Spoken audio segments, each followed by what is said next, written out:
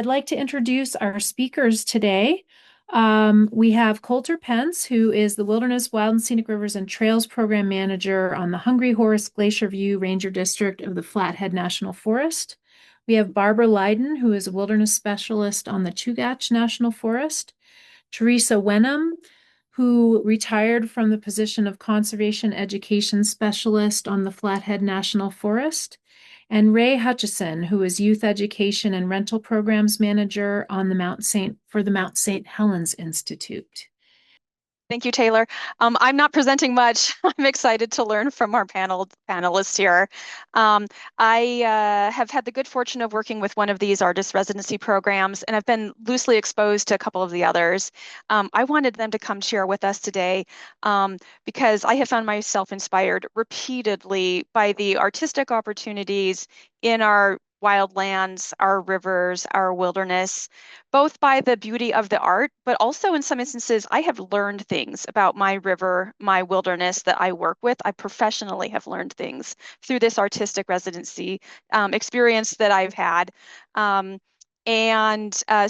I hope that you learn, the audience here today, I hope that you learn how some of these residencies can work and maybe feel inspired to support one or engage with one near you. All through the panelists were just introduced. We do have one combined slideshow. We'll see how that works. I'm going to kick it over to Teresa Wenum to talk about one of the three examples here. All right, Teresa. Great. Thanks, Colter. Thank you for the introductions.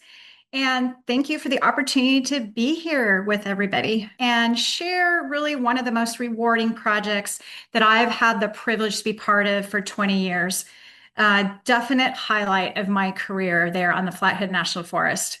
So 20 years of providing rare opportunities for artists to immerse themselves in and be inspired by Western Montana wilderness, and for our communities, the chance to connect with wild places through the eyes, the experiences, and the creativity of program artists. So in 2024, this wilderness-based artists in residence project marked 20 years. And project partners made the decision, a very thoughtful decision, to pause the annual artist residencies for the summer to take the year to reflect and celebrate. Which moves us to that next slide, Colter. So that year, hundreds of community members and visitors connected with the Bob Marshall and the Great Bear through the artwork and the experiences of program artists. And they had the great opportunity to be able to engage with past artists through an annual wilderness speaker series and a 4-month-long art exhibit that actually showcased over 50 donated pieces at the Glacier Art Museum here in Kalispell, Montana. We were really fortunate to have,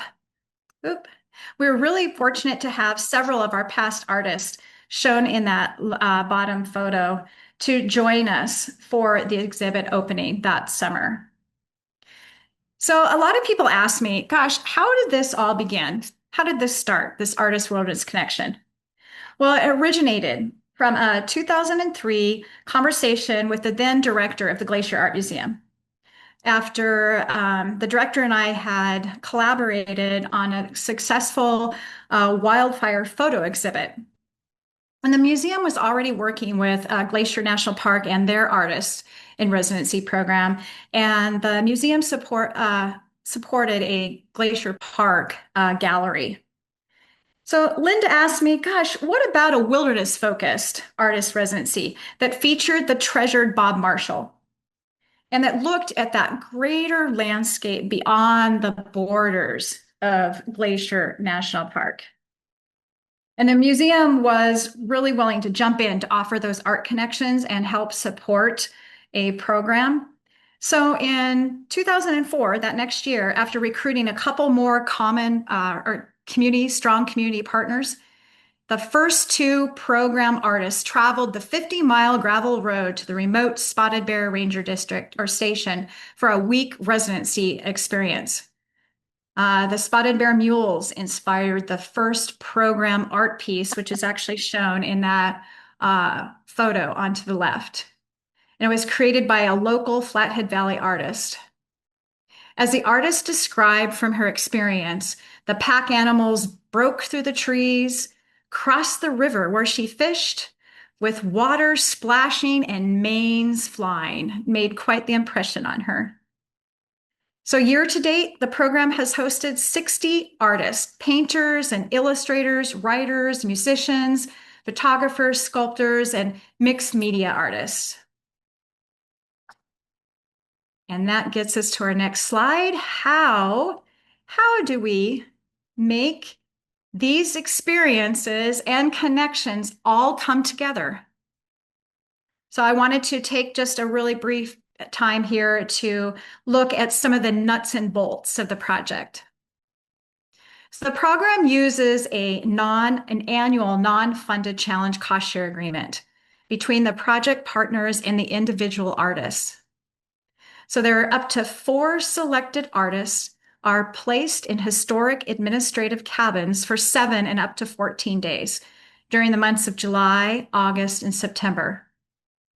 The cabins are located on 2 ranger districts there in the Flathead, and new last summer, 1 ranger district now on the Helena and Lewis and Clark National Forest.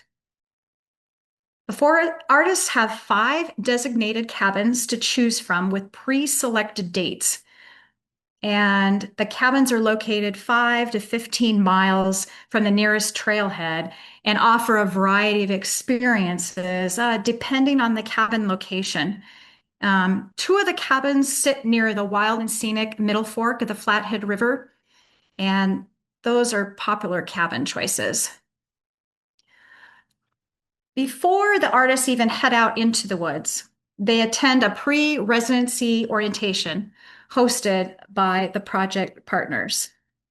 So after the residency, artists have 1 year to share their experience through a community presentation that's done in collaboration with the program partners. Outreach has included exhibits, artist talks, performances, articles, and workshops for the public, teachers, students, and wilderness workers. Artists also donate a representative piece of art that's created from their residency experience. And the public can actually view the entire collection at the Hungry Horse Ranger Station. So the key to a successful program are partners, which I'm sure is not news to anybody. They make this program happen and sustaining it now for over 20 years. Each provides their own unique in-kind support to create the capacity to offer a quality residency program. And not only are strong community partners but also are dedicated wilderness specialists like Colter and a host of employees and supportive district rangers that keep this program going. Bob Marshall Wilderness Foundation provides artists backcountry logistics support, recruits backcountry horsemen members to provide stock support for program artists. And the foundation and museum both host program web pages on their individual websites, with the museum taking the lead on their artist recruitment and the application and selection process and supporting community outreach presentations. And like with any ongoing long-term program, we made adjustments and changes through time. And the 2 big changes that happened in that, right after that year 20, and one that I already mentioned, we really welcomed the Helena and Lewis and Clark National Forest to the program. They provide a great new artist placement opportunities on the east side of the Bob Marshall and offers a chance for artists to explore different perspectives and a place and really a different environment there on the east side of the Continental Divide. And then our Swan Valley Connections, a strong partner that we've had, a long-term partner, step back from the program as they navigated changes in their own organization this last year. And through time, there's also been changes in the number of artists that we accept each year as we've moved from And we also moved from a focus on recruiting just Montana-based artists to encouraging artists outside of the state to apply. Moved from having a wider selection of cabins, which included a few front country locations at the beginning of our program, to a fewer number of just wilderness-based cabins. So after 20 years, 60 artists and over 90 mule pack trips and over 650 trail miles, it's often the artist that returns changed. In ways unique to the individual, though, there's also common themes that come forth. Gratitude for quiet, time for deeper reflection, personal and artistic growth, new perspectives. And what I learned after 20 years was also the positive impact on wilderness employees and volunteers, an opportunity to view their workplace through another lens, which Colter alluded to in her introduction there. So wanted to just thank you again for the time to share a little bit about Artist Wilderness Connection, a project that I believe many times over has met one of the project's original goals to promote opportunities for learning, reflection, interaction, understanding, and collaboration. And I want to I'd be happy to answer some more detailed, some questions you might have at the end here after we all have a chance to present. But again, thank you for the opportunity and look forward to hearing about the Alaska and Mount St. Helens program. Awesome. Thanks, Teresa. I really enjoyed that, and it's so exciting to be here. Thanks for the invite. My name is Barbara Lydon, and this is just a great follow-up to Teresa's presentation because there's a lot of overlap. Again, my name is Barbara Lydon, and I'm a wilderness specialist on the Chugach National Forest. I'm also the coordinator of the Voices of the Wilderness Artist Residency Program, which is an interagency partnership between the Forest Service, Park Service, and U.S. Fish and Wildlife Service here in Alaska. And it's a unique artist residency program that's modeled after traditional national parks residencies, but with a twist in that the artist accompanies a wilderness specialist in a wilderness setting. And so instead of staying in the cabin, they're camping out and they are engaged in stewardship projects. So the program started back in 2010 on the Tongass National Forest up here in Alaska, and has a really wonderful story. And it all began on the Flathead National Forest back in Montana, back in 2008, when my husband and I, who also was a wilderness ranger in Alaska, we were attending a silent fundraiser at the Hockaday Museum to support the Bob Marshall Wilderness. And the program was the Artist Wilderness Connect program. And so the silent fundraiser that we went to had three wonderful painters that were presenting a slideshow of their experiences on the Bob. And myself, I'm an artist. I used to teach in the public schools in Colorado before I became a wilderness ranger. And so this is what drew me to attend this event. And so as we were watching these presenters, we were just jabbing at each other, just, oh, wow, this is the coolest thing. Like here's these artists talking about these incredible experiences on the Bob in these remote cabins. And here they are giving this slideshow presentation that's generating funds for the Bob Marshall Wilderness Foundation. This is amazing. How do we bring this up to Alaska? Well, we started to think about how to make that work. And we knew that the Forest Service did not have any money and we were understaffed. And that was the ticket to making it happen. So the way that we basically sold this notion of bringing an artist residency to Alaska was to sign artists up as volunteers and to ask the artists to get themselves to and from Alaska. So the travel would be the responsibility of the artists. So in doing so, we would bolster our workforce by having the artists accompany wilderness professionals, and we would get them engaged in our stewardship projects, whatever we were working on.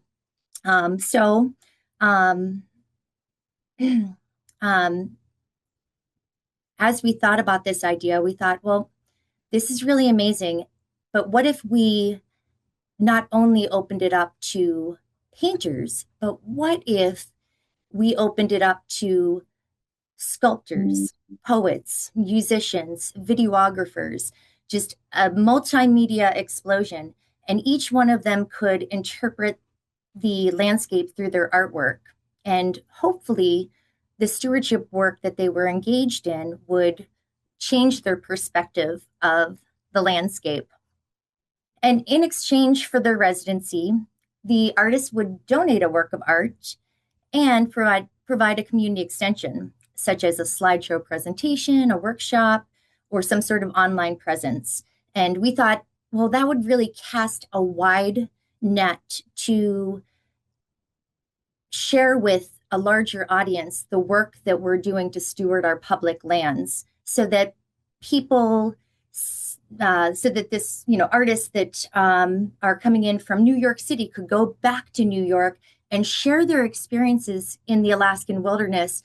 And hopefully that would somehow possibly move people to do something different for the support of their public lands or in their own daily life. And, it may not be that they ever are going to come to Alaska, but hearing these experiences from these artists that were engaged in these stewardship projects and sharing those experiences through community extensions might make a difference. So we were able to sell this idea to the Juneau Ranger District where I was working. And in 2010, we were able to bring 3 artists out to Tracy Arm Ford's Terror Wilderness in Southeast Alaska. That year, we hosted a writer, a painter, and a theater director. So we made it happen.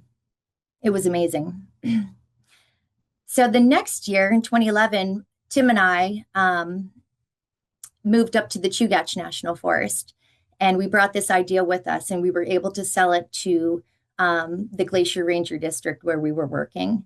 And so we continued the program in Tracy Arm and brought it up to the Chugach. And so because I had coordinated the program in Tracy Arm and brought it up to the Chugach, and it was still gaining a lot of support and momentum, I thought, well, gosh, maybe other wilderness managers around the state would like to host an artist. And as anyone knows that has tried to start an artist residency program, it's hard to get it off the ground and hard to get a diverse pool of applications just, out of, quickly and without a lot of legwork. So I just started cold calling wilderness managers in the Forest Service, in the Forest Service, Park Service, and U.S. Fish and Wildlife Service around Alaska, and saying, hey, I have this amazing artist residency program, and I'm willing to get applications in. And if you're interested in hosting an artist, here's the stipulations. Artists would get themselves to and from the closest town to you. And you would have them for as much time as you like. The length of their residency is up to you. We just would like to have them engaged in stewardship projects. And so every opportunity that artists are engaged in is a different type of opportunity. So, and different modes of transportation. So in some areas, artists might maybe counting harbor seals or pulling invasive weeds or picking up marine debris. And so it's quite varied in the different stewardship projects. The modes of transportation might be different, from kayaking to hiking to float planes or boating. And the departing cities are all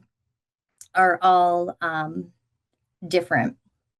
So I'm pleased to announce that this is the 16th year of the Voices of the Wilderness Artist Residency Program.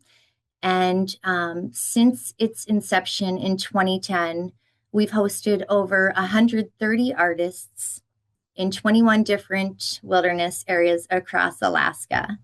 And so having one person to coordinate the program has allowed for many wilderness areas across the state to easily host an artist.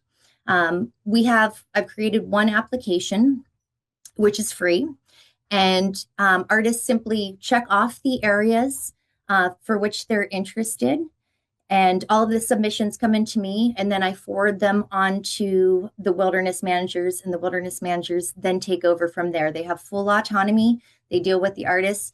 I'm just doing the outreach for the program. And so they handle all the logistics, and they work directly with the artists. So in summary, I think the things that make this program, or have made this program, extremely successful over the years is having one person to coordinate the program has been invaluable. Having artists signed up as a volunteer and engaged in stewardship projects that bolster the workforce is a great sell, and something that's very needed in our agency. Having it be free for artists to apply is certainly a perk for artists. There's programs out there that artists use to apply to residency programs that could be cost prohibitive.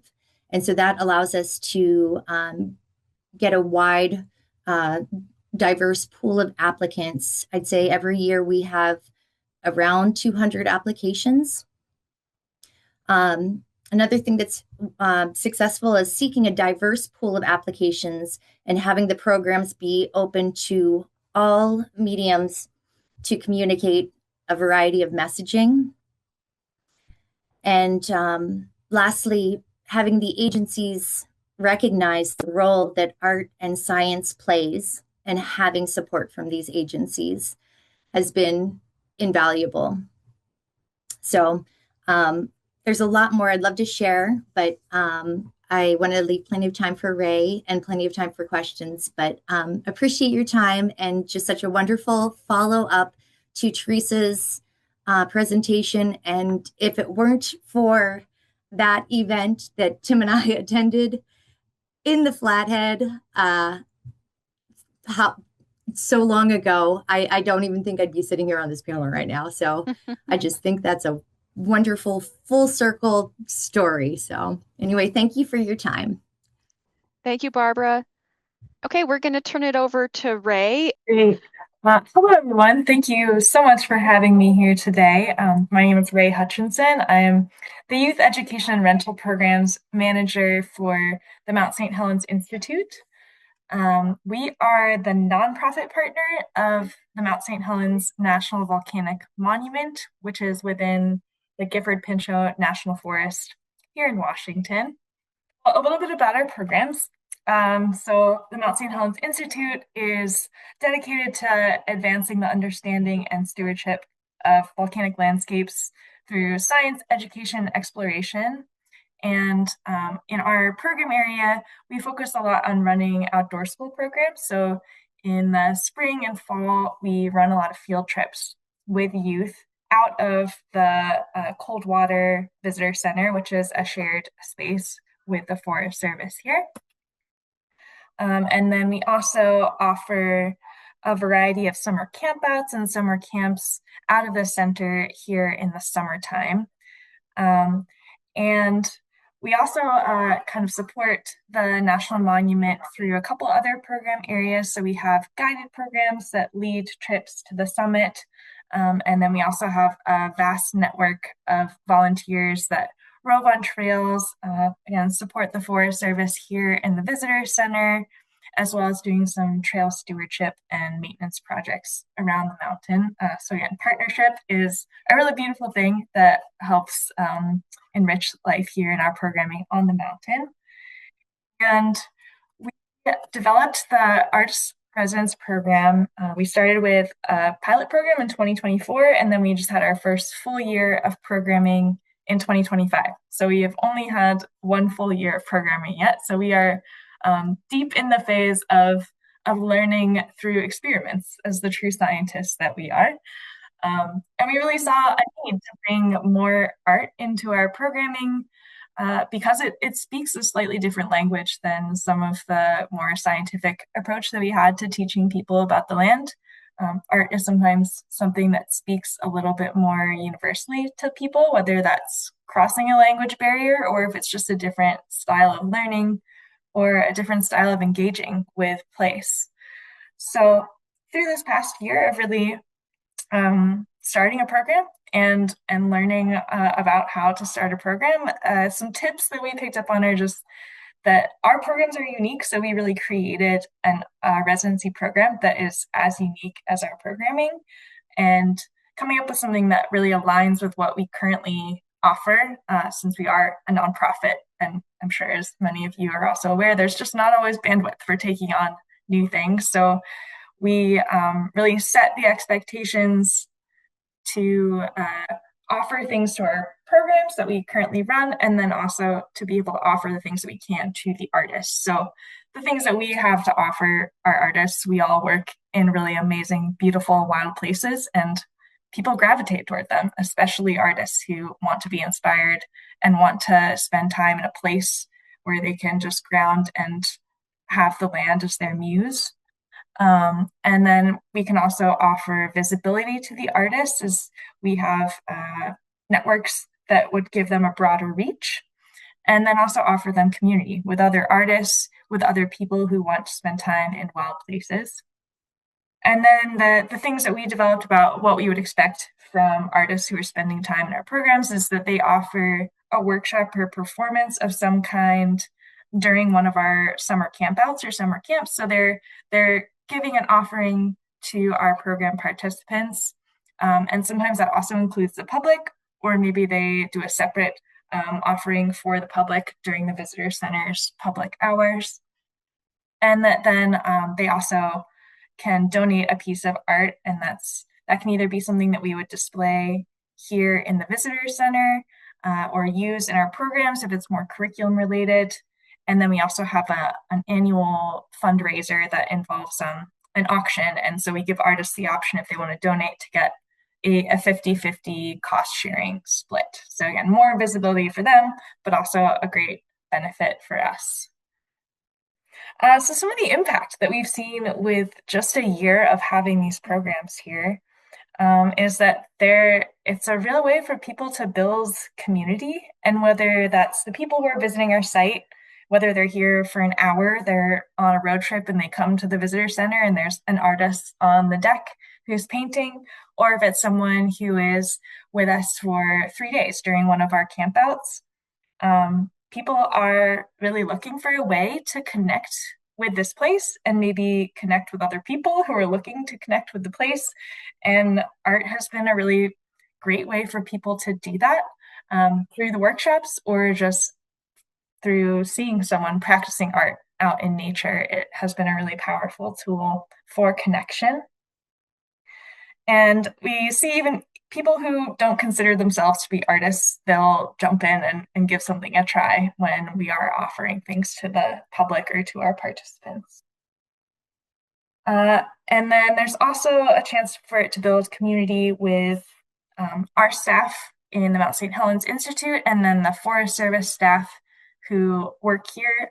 We all also live on site, so it's a very remote mountain community that we're a part of. So having this influx of having an artist or two with us for a week at a time really provides an influx of this creative enthusiasm to all of our lives, our working lives, and just the lives we live up here in such a remote area.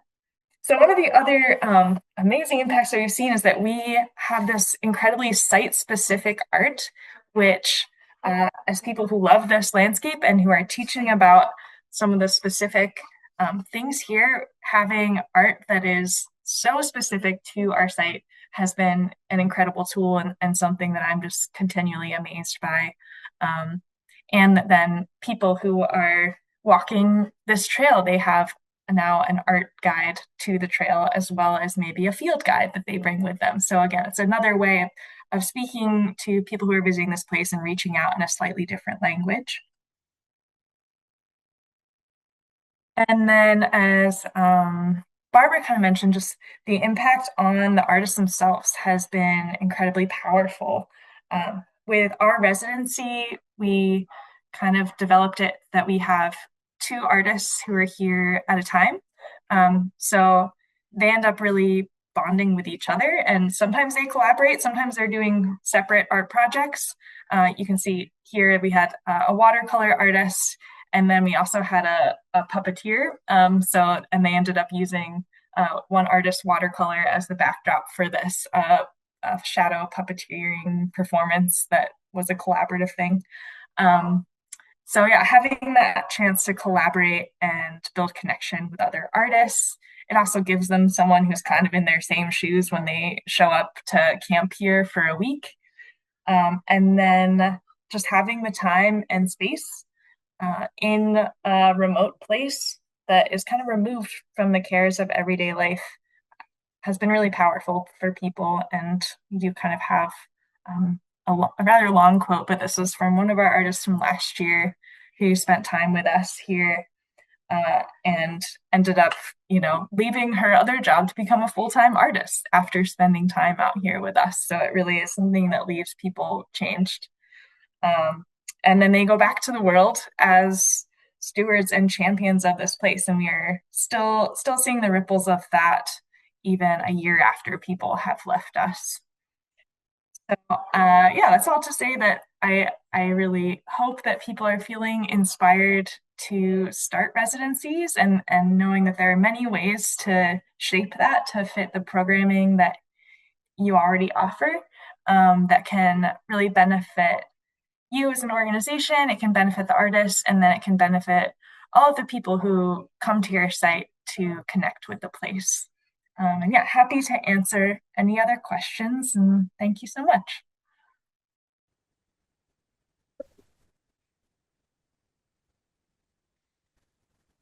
Okay.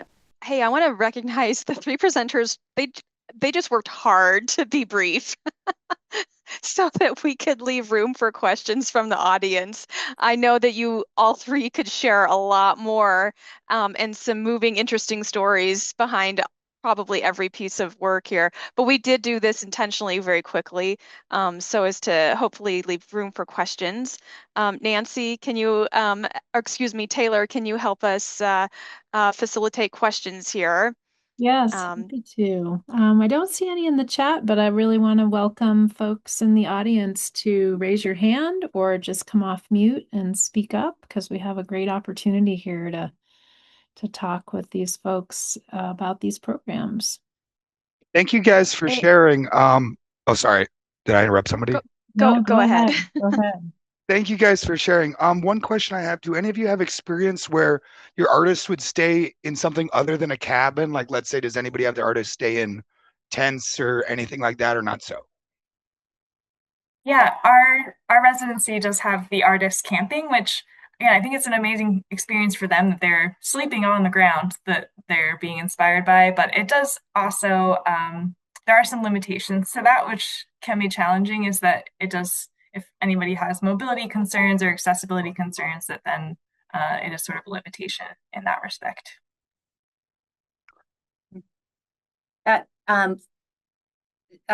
For our program, there is all of our artists are residing in the backcountry, so we don't have cabins.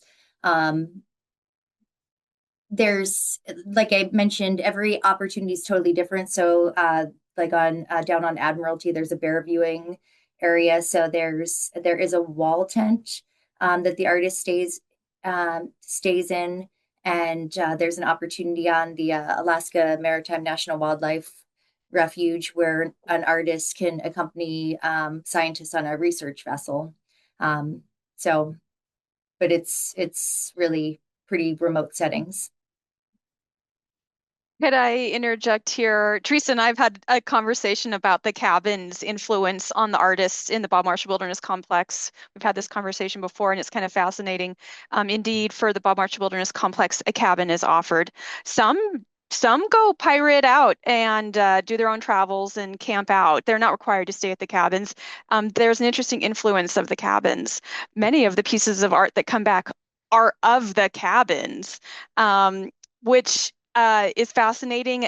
We've used it for documentation of the condition of cabins, actually. But also it's prompted a question for those of us who are really trying to cultivate a conversation about the definition of wilderness. Is a painting of a cabin what the Bob Marshall Wilderness is? It's an interesting question. So I applaud those who are pushing themselves beyond the cabin's context.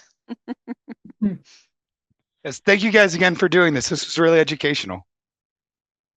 Yeah, so interesting. Thanks for that question. We've got some great questions in the chat. Michelle asks, what are some lessons learned or recommendations for standing up a new artist in residence program? I can just say a couple things with starting up the program. Like, I think that it can be really intimidating and a hard sell, especially when things are already hard and there's priority projects that need to take place.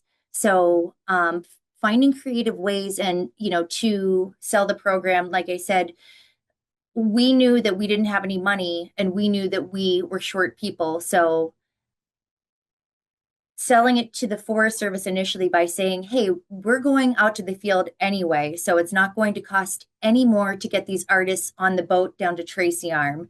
And we already do field food as a group purchase, so it's not costing the Forest Service anything additional there.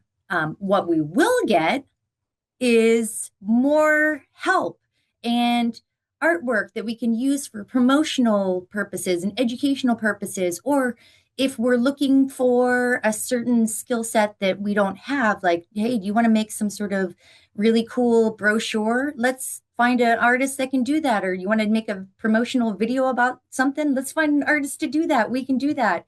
So that was instrumental for getting it off the ground, and how I continue to sell it to wilderness managers, because every year we don't have the same areas. It ebbs and flows and there's no commitment. So, we might have 10 hosting wilderness areas one summer and 7 the next summer, and they're different every year. But call them up and say, hey, this is how it could work.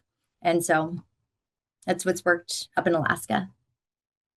Thanks, Barbara. Anyone else want to chime in? Ray?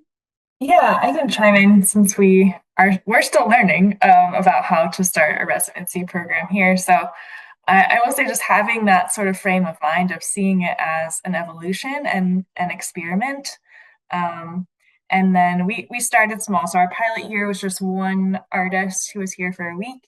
And then last year we had 8 artists who were here at different periods.